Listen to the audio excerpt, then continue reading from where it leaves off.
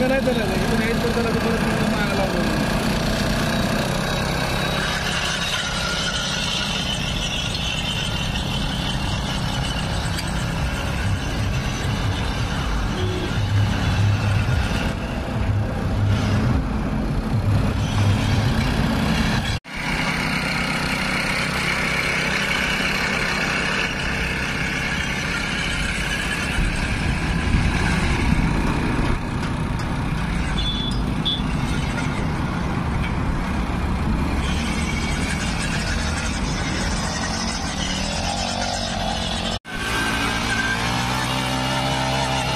याला जेवढं स्पीड पाहिजे तेवढं स्पीडनं तुम्ही त्याला ऑपरेट करू शकता.